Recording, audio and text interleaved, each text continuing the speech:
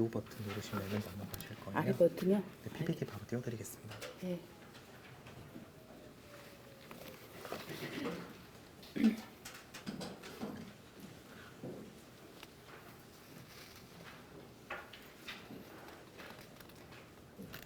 안녕하십니까. 미래의 도시 공동체를 위한 인터사이언스 연구팀 연구 책임자 황희숙입니다. 여기 예쁜 그림이 있는데 저희 인터사이언스 연구소 그 로고입니다.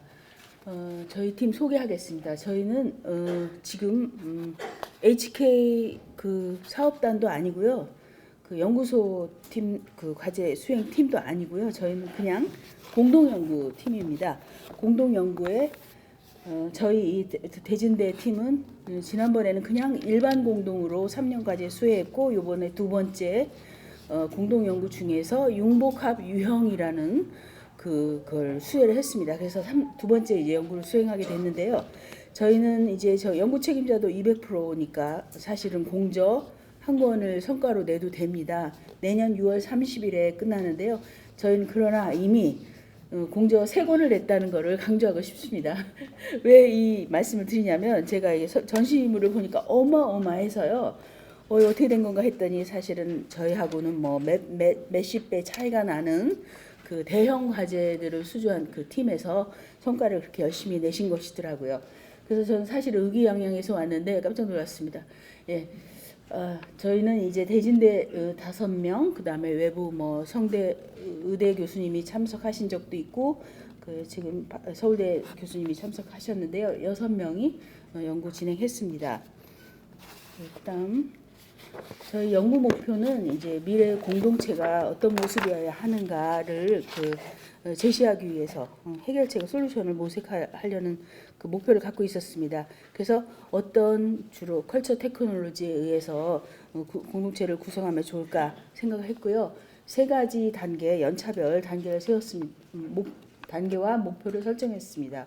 첫 번째는 이제 그 공동체의 쇠락과 붕괴라는 이제 현재 상황을 현상학적으로 기술하려는 그런 목표를 세웠습니다.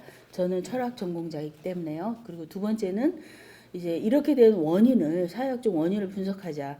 그래서 모더니티와 관련해서 연구를 했고요. 세 번째 해는 이제 미래, 시점은 현재, 과거, 미래 이렇게 되어 있습니다. 미래에 어떤 방식으로 이런 문제들을 해결하면 좋을까, 그 솔루션을 모색하려고 했습니다.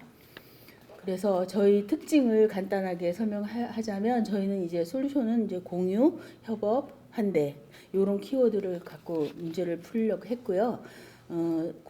첫 번째 공동체 문제를 도시 차원에서 집중 논의하려고 했습니다. 그래서 도시세에서 도시에 가해지는 모든 위협들의 직면에 어떻게 대응할 건지를 모색하겠다. 새로운 도시 공간을 구상하겠다. 새로운 공동체 모델을 제시하겠다라고 생각했습니다. 저희 건축학과 교수가 있고 식영과 교수가 있고 서태에는 그 사회의학 전공하시는 교수님이 있었기 때문에 이런 세팅을 했습니다.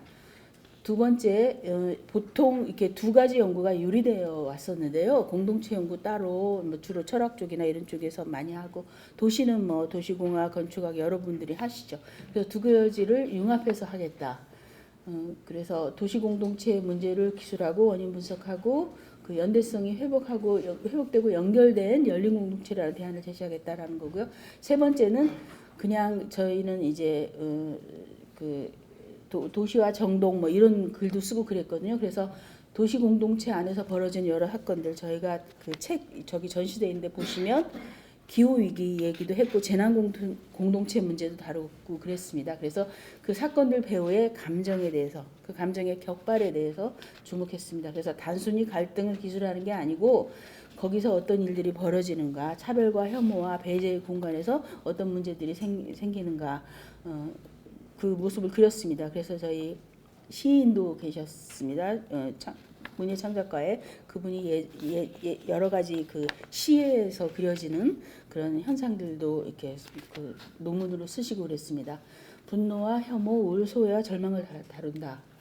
네 번째는 이제 저희는 공대 교수들하고 그 자연대 교수들이 포함되어 있기 때문에 그야말로 학재단 융합 연구를 하려고 했습니다. 근데 잘 되었는지는 모르겠지만 좀 쉽지는 않은 것 같습니다. 이게 이제 정말 융합이 정말 어떤 식으로 이루어지는지, 그냥 셀러든지 그냥 퀼트인지, 그거는 여러 가지 앞으로도 논의해야 될 문제인 것 같습니다.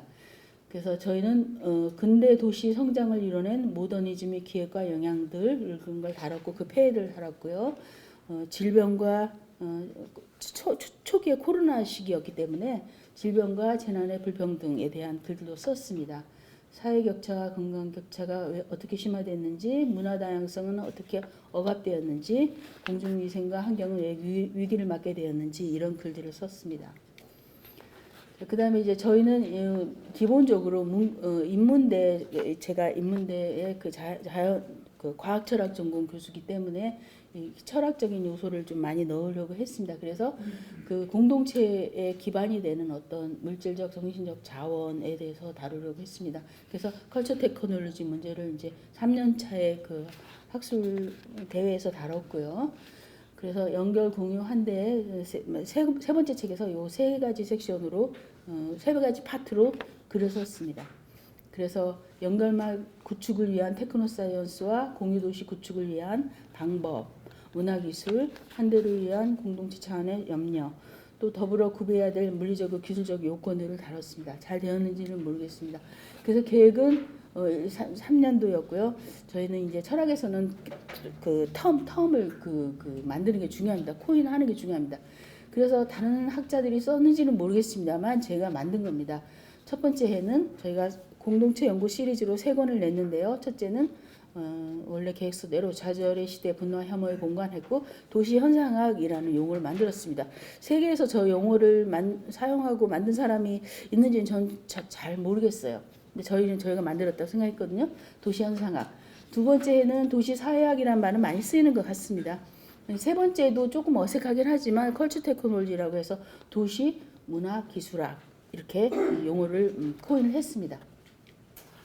그래서 저희는 이제 저희는 도시 공동체 문제에 대한 인터사이언스라고 불렀습니다. 과제 명도 인터사이언스고요. 그럼 인터사이언스는 제가 만든 용어냐 하면 그렇지는 않습니다. 제가 코인한 용어는 아니고 어떤 유명한 역사학자가 이제 학회에서 쓰고 언급했는데 깊이 다루진 않고 그 용어에 대해서 정의한 바도 없습니다. 그래서 저희는 그냥 융합 연구라는 것보다는 인터사이언스라는 말을 애초부터 썼습니다. 그래서 저희 그 팀에 도시재생, 주택 설계, 보건의학 치료, 식사와 영양 이런 분야 교수들이 있었고요. 자연과학 교수들이 있었고 공학 교수들이 있었고 연구소를 새로 만들었었습니다. 약 3년 전에 인터사이언스 연구소를 만들어서 거기서 여러 가지 행사를 진행했습니다. 그래서 저희가 이제 그 분야 6개 분야 건축학, 국문학, 철학 분야가 2이었고 영양학 있었고요. 의학이 있었고 나중에 이제 인류학 교수로 교체되었습니다. 코로나 시대에 뭔가 벤처 사업을 하신다고 나가시게 돼서 저희 의학 선생님이 인류학 선생님으로 바뀌었습니다. 예, 저희는 이제 매달 2번째 토요일 날 열심히 연구 발표했고요. 여러 책을 읽었고 매년 학술 포럼이나 전문가 초청 워크숍을 했는데요. 예, 저희 이제 건축공학 디자인 선생님께서 디자인해 주신 겁니다. 질병 첫 해에 그 팬데믹 시대였기 때문에 질병 팬데믹과 공동체의 위기라는 주제로 했고요. 여기 지금 김재명, 이은하 선생님 발표하셨고 외부에서 두 번째는 그 모더니티 문제를 다룬다고 아까 말씀드렸지 않습니까? 그 모든 이런 질병과 폐해의 원인을 이제 모더니즘에서 찾으려고 해서 근대성과 도시공동체라는 주제로 환경철학 하신 분, 동양철학 하신 분이 발표하셨습니다. 세 번째는 외부 건축학 교수와 도시 여성철학 하시는 분께서 그 포스트 휴먼 돌봄 공동체, 테라폴리스, 그 다음에 안산 국경 없는 마을에 대해서 발표하시고 저희와 토론을 진행했습니다. 학술대회 3번 했는데요. 첫 번째는 역시 시기가 그 21년 다음 22년 초여서 분노와 혐오의 공동체로 여기 제목 보시면 다른 연구팀에서도 저희하고 유사한 혐오 문제 다루신 분들도 있고 기후위기 다루신 그 팀도 있더라고요. 그래서 저희 여기 보시면 기후재난과 공동체 위기, 코로나 시대와 종교 집단에 대한 혐오, 그다음에 공동체 봉헌의 방법을 이제 문학 시와 연결해서 했고, 그다음에 가정 부엌이 사라지고 있지 않습니까? 그래서 그런 문제, 그다음에 여러 개 프루이트 아이고 뭐 이런 거 연구하셨고요. 도시화에 대해서 발표하신 분도 있습니다. 두 번째 해는 모더니티인데요. 그 모더니즘 건축에 대해서도 다루시고 도무스 복합체 그런 것도 하시고 저는 뭘 했나요? 모더니티에 대해서 재조명을 했습니다. 불확실성의 태조와 재현 현상으로 본 근대 이런 제목을 했고, 그다음에 여기 시문학 하신 분, 영향하신 분이 도시의 두 얼굴, 기하와 비판의 영향학 이런 제목으로 발표를 하셨습니다. 저희 학술 대회 이제 세 번째 해에 이제 어떻게 새로운 도시 공동체 구축을 하고 어떤 문화 기술을 써야 되는가. 문화 기술이라는 말은 너무나 이제 외연이 넓고 그렇지만 모호하고 애매한 텀이긴 하지만 이제 공유와 연결을 위한 문화 기술, 두 번째는 환대를 위한 문화 기술, 환대 주제로 그렇게 큰 두 가지 주제로 했고요. 저희가 이제 6편을 쓰는데 그중에 이제 3개씩만 골라서 발표를 하는 겁니다. 3개 연구로 여기 그 양재동에서 진행했고요. 저는 이제 오늘 책을 이제 그 성과 전시하기 때문에 논문을 5편을 빼놨습니다. 그래서 이 목차를 보여드리면 좋을 것 같은데 저 바깥에 있습니다. 쟤는 이제 그 네덜란드 피터 브루겔이라는 화가 브루헐 또는 브루겔이라는 화가의 그림을 3개를 이용해서 책을 만들었고요.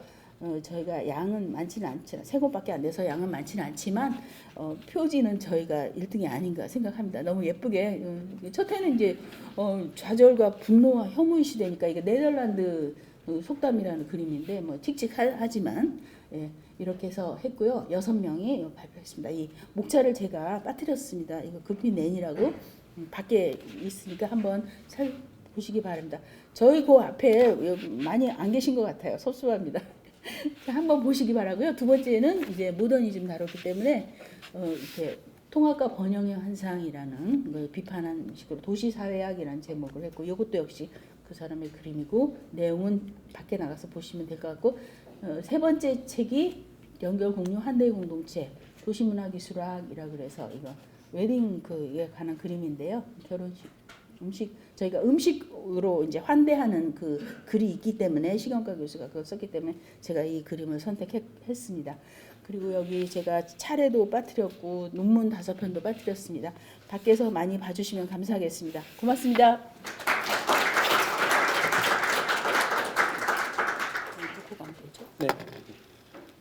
네, 발표 감사드립니다. 이번 주 마지막 발표입니다. 전북대학교에서 오신 그 주상현 교수님 외에 4분이 발표를 하신다고 하는데 공동하시는 건가요? 예. 아무튼 전북대학 교수님 모시겠습니다. 예.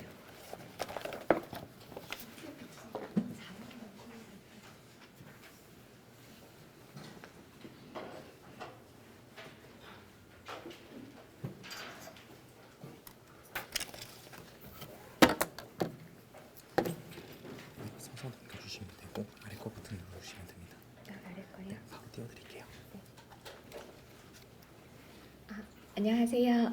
저희 외국인 건설 노동자의 산업재해 저감을 위한 디지털 휴먼 기반 감성 공유 안전형 콘텐츠 개발 적용 및 효과성 검증에 대한 발표를 맡은 연구원 이자영이라고 합니다. 반갑습니다.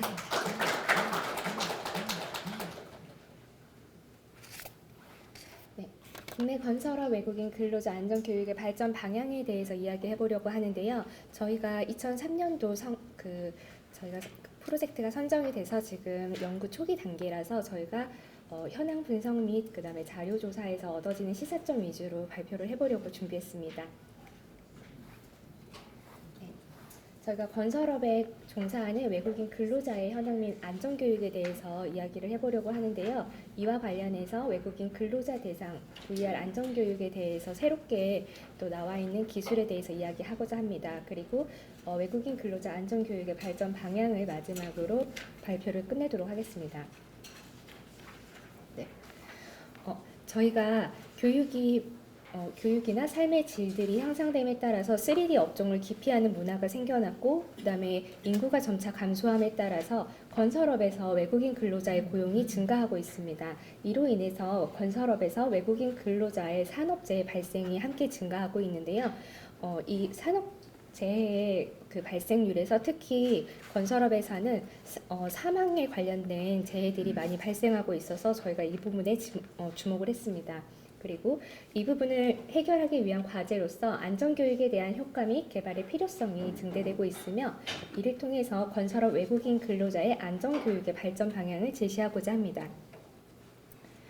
기존에 나와 있는 대부분의 연구들은 크게 4가지로 분류가 되는데요. 첫 번째는 건설업 종사 외국인 근로자에 관련된 연구인데, 이 부분은요, 고용 허가제 이전과 이후로 동향이 나뉘고요. 그다음에 외국인 건설 근로자와 안전교육 관련 연구에서 언어적, 문화적 차이가 가장 두드러진다는 연구 결과들이 주를 이루고 있습니다. 그리고 산업안전보건법 및 산업재해 연구에 관련해서는요, 중대재해처벌법과 함께 산업재해 저감에 대한 연구가 활발히 진행 중에 있습니다. 그리고 건설업 종사 외국인 및 내국인 산업재해 비율이 높아짐에 따라 이를 저감하기 위한 방안들이 많이 모색되고 있습니다. 그로 인한 외국인 산업재해를 저감하기 위해서 외국인 건설 근로자의 안전교육 연구가 중요하게 여겨지고 있는데요. 강의식 교육을 대부분 지원을 하고, 그 다음에 언어적인 부분들을 지원하기 위해서 통역이라든지 번역에 많이 집중되어 있는 그런 교육과정 중에서 최근에는 VR을 활용한 실제 체감형 안전교육들이 많이 제시가 되고 있습니다. 연구 방법은 이런 문헌 분석과 사례 분석을 통해서 시사점을 도출하고 발전 방향을 제시하는 순으로 이루어져 있습니다. 네, 그리고 국내 건설업 외국인 근로자 현황 및 안전교육 현황에 대해서 말씀드리고자 합니다. 외국인 근로자는 꾸준히 증가하다가 코로나 때 잠시 주춤했다가 다시 또 코로나 이전 상황으로 복귀하고 있는 상황이고요. 국내 체류 외국인도 꾸준히 지금 증가 추세에 있습니다. 지금 건설업에 종사하는 외국인 근로자의 체류 자격에 대해서 살펴보면 사실은 E9과 H2로 크게 나뉠 수 있는데요. E9과 H2는 법적으로 상용직 노동자로서 취업이 가능한 노동자로 사실은 일용직이 받는 건설업 기초안전교육을 받을 필요가 없는 분류군임에도 불구하고 현장에서는 이 기초안전보건교육이 이수된 수료증을 가지고 있어야만 건설업에서 일을 할 수 있기 때문에 실제 모든 사람들이 건설 기초안전교육에 포함된다고 볼 수 있습니다. 그래서 이러한 법적 제도와 현실에서의 괴리감을 안전교육으로 풀 수 있다라는 결론을 내렸습니다. 네. 그래서 국가별 외국인 근로자 현황에서 상용직 근로자들의 현황이 대부분 통계치로 나와 있고, 일용직이라든지 그다음에 일용직이 아닌 불법 노동자 같은 경우는 통계치로 잡히지가 않기 때문에 저희가 E9 근로자의 도입 현황을 기준으로 통계를 조사를 하였는데요. 지금 저희 나라에서 건설업으로 종사할 수 있는 외국인 근로자는 총 16개 국가고요. 대부분이 동남아시아 국가입니다. 그리고 이 16개 국가들은요, 지금 올해 라오스가 추가되었고 앞으로도 꾸준히 증가할 것으로 보입니다. 동남아시아 특성상 각자의 문화와 언어가 존재하기 때문에 모두가 같은 교육을 받았을 때 언어적인 문제를 해결하는 게 굉장히 급선무라고 생각을 했습니다. 저희가 산업재해에 있어서도 건설업이 굉장히 문제가 되고 있는 이유는 지금 첫 번째 그래프를 보시면 제조업과 건설업의 산업재해율이 훨씬 높은 걸 보실 수 있는데요. 실제 외국인 노동자가 종사하는 업종에 대해서는 제조업이 건설업에 비해서 3배가 많아요. 그래서 사실은 건설업은요, 같이 비율을 보시려면 저기다가 3배를 곱해야지 제조업과 비슷한 비율로 나옵니다. 그래서 건설업에 대한 산업 재해율이 굉장히 큰 문제가 되고 있다는 걸 알 수 있습니다.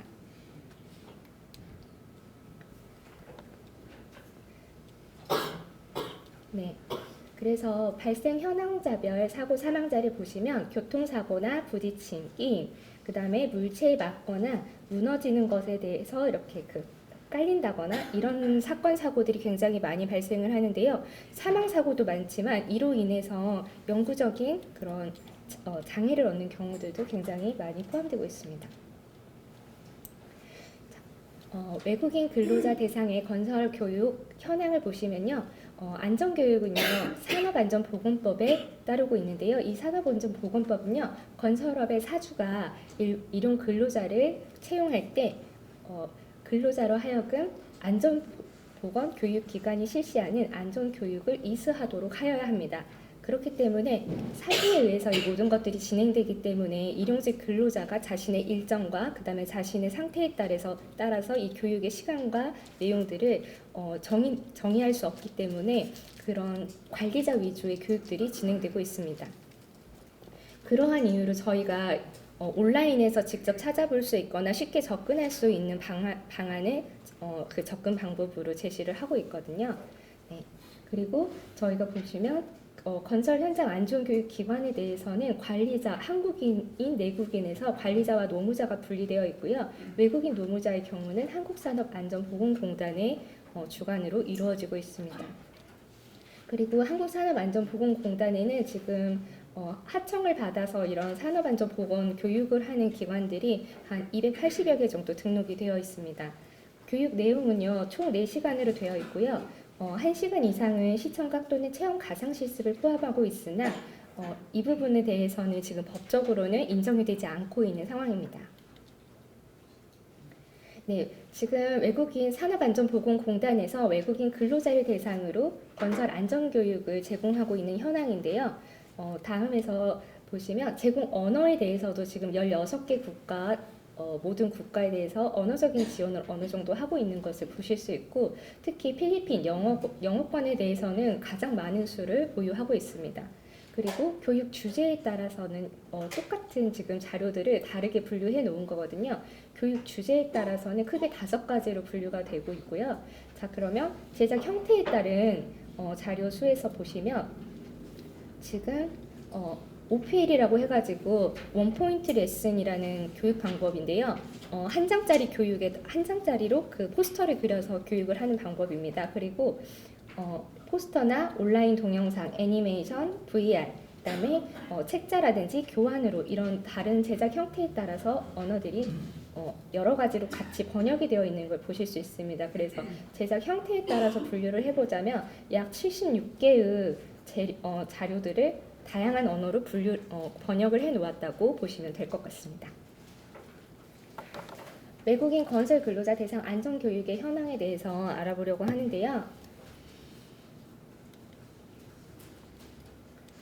네, 건설 안전교육에서 지금 최근에 대두되고 있는 것 중에 하나가 VR을 통한 안전교육인데 이 VR 같은 경우는 실제 건설 현장을 경험하게 해봄으로써 체험형 교육으로 진행이 되기 때문에 참여율이 굉장히 노동자들의 참여율이 높고 그다음에 거기에 대해서 현장에서 직접 자신들이 위험 상황을 경험해 봄으로써 현장에서 가장 실용성이 있는 교육이라고 현장에서는 평가가 되고 있지만 반대로 한 번 경험해 본 VR을 2번, 3번 경험하는 것을 꺼려 한다든지 그 다음에 여기에 들어가는 예산이나 투자들이 굉장히 많이 있어야 함에도 불구하고 한 번의 일회용성 투자로 인해서 업그레이드가 되지 않는 상황들, 그 다음에 외국인 노동자들이 기계 조작이라든지 이런 부분들의 미숙함을 보이기 때문에 잦은 기계 고장이라든지 이런 문제들이 같이 지금 움직이고 있기 때문에 이 부분에 대한 투자가 쉽지 않은 것으로 알고 있습니다. 네. 그리고 건설안전교육 시행기관이 산업안전보건공단에서 1시간 이상 교육 또는 체험을 가상실습을 포함을 하고 있으나 이 부분이 선택사항이기 때문에 이런 체험형 안전교육이 의무적으로 되어 있지는 않습니다. 건설안전교육과 VR 활용은 지금 보건공단에서 웹페이지로 제시가 되고 있는데요. 저희가 앞서 말씀드렸다시피 16개의 송출국이 있음에도 불구하고 산업안전보건공단의 기본 언어는 한글로 제공되어 있습니다. 그리고 VR 전용관을 통해서 본인들이 원하는 정보로 접근하기 위해서는 계속해서 한글 관련된 메뉴판들을 타고 들어가야 되는 문제들이 있어서 접근성이 사실은 쉽지는 않습니다. 네. 그리고 VR 콘텐츠를 보시면 관리자용과 그 다음에 근로자용으로 사실 나눠져 있고요. 이렇게 다양한 분야의 VR 안전 콘텐츠가 제공이 되고 있습니다. 그래서 제공되고 있는 콘텐츠 176건 중에 150건이 근로자용으로 분류가 되어 있습니다. 건설 안전 교육과 VR 활용에 따르면요. 지금 작업 내용에 따라서는 크게 4가지 작업과 하나의 기타 작업으로 분류해가지고 콘텐츠들이 분리돼서 올라가고 있고요. 그다음에 구형 기기에 따른 콘텐츠 수는요. 지금 최근에 나오는 콘텐츠들은 어떤 기기에서든지 구현이 가능하도록 되어 있는 게 26개. 그 다음에 HMD라고 해서 저희가 머리에 쓰는 기계를 활용해야지만 쓸 수 있는 그런 콘텐츠들은 22개. 그리고 PC에서 그냥 저희가 클릭이라든지 방향 전환을 통해서 할 수 있는 것들은 87개. 그리고 저희가 HP라고 나와 있는데 동남아시아 국가에서는 핸드폰이라고 부르기 때문에 HP로 분류가 되어 있습니다. 네, 그리고 핸드폰에서 구현되는 것들은 15개가 있는데요. 그 밖에도 혹시 다른 분야의 그런 VR이라든지 이런 것들이 교육으로 필요하다고 한다면 VR 전용관에서 이것들을 직접 콘텐츠 제작을 신청할 수 있는 신청란이 있습니다. 하지만 소비자가 직접 근로자가 직접 신청을 하기에는 많은 어려움이 있는 상황입니다. 그래서 기존에 이루어지고 있던 강의식 교육과 그다음에 VR 체험 교육에 대한 비교를 한번 장단점을 따져보자면 VR 체험 교육은 강의형 교육의 수동성을 보완하고 그다음에 현장 친화적인 학습으로 연구 결과 밝혀져 있습니다. 그리고 효과성이라든지 학습 참여도가 강의형에 비해서 높다고는 나와 있지만 그것이 유의할 정도로 엄청 두드러지게 나타나지는 않고 있는 실정입니다. 왜냐하면 이 부분들도 거의 한국어로 되어 있는 것들로 제공이 되기 때문에 언어적인 장벽을 뛰어넘기가 참 어렵다고 합니다. 그리고 실무자에게 효과성이 좋다는 것은 언어를 하지 못한다 하더라도 실제 현장에서 본인이 그것들을 직접 가상에서 체험해 봄으로써 위험 상황을 직관적으로 인지할 수 있는 그런 효과적인 교육 방법은 된다고 알려져 있습니다. 강의식 교육은 이 VR 교육에 비해서 교육의 영향 및 만족도가 훨씬 더 높다고 측정됩니다. 그리고 체험형에 비해서 효과적으로 많은 양을 전달 가능하고요. 그 다음에 VR로는 체험이 불가능한 가스 안전사고라든지 열에 의한 화재, 이런 열감, 이런 것들을 불가능한 정보들을 제공함으로써 좀 더 확장성 있는 교육이 가능합니다. 그리고 VR은요, 멀미나 두통 등 이런 것들을 유발할 수 있는데요. 신체적인 부작용을 이런 신체적 부작용으로부터 자유롭다라는 장점이 있습니다. 그리고 법적인 이수시간 인정 범위에서 언제든지 활용 가능하기 때문에 이런 부분들이 잘 맞물린다면 좀 더 좋은 그런 안전교육이 될 것 같습니다. 그래서 특히 제가 아까 그 VR 콘텐츠 교육에서 핸드폰용으로 구현 가능한 것들을 말씀드렸는데요.